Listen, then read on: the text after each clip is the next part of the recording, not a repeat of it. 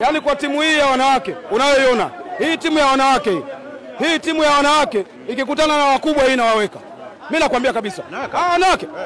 Kwa timu hii ikikutana na Simba wakubwa wale inawapiga. Wakina Chamaroni kwa beki unaona ile Fuadile pale. Unaona yule mtoto jezi namba 10. Yule kwa Chamaroni anapita pale. Anapita na anaenda naweka. Timu imeimarika iko vizuri, watoto wamecheza wamepambana sana. Namna ile ndio tunataka. Tunawapa support, muone namna gani walivyokuwa wanacheza, wamejitahidi sana. Kila idara walikuwa wanacheza vizuri sana.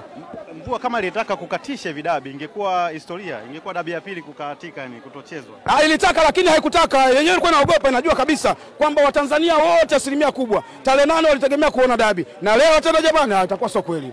Mungu ako sote. Yaani tarehe 8 tumekosa dabi na leo tukosa dabi.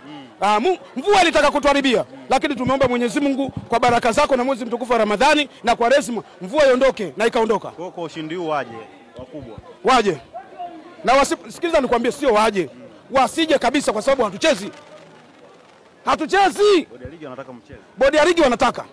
Lakini nikwambie kitu kimoja. Kama wewe ni baba bora wa familia, unabagua mtoto mmoja unakaa na watoto wengine, wewe sio baba bora wa familia. Sasa sisi tunaondoka.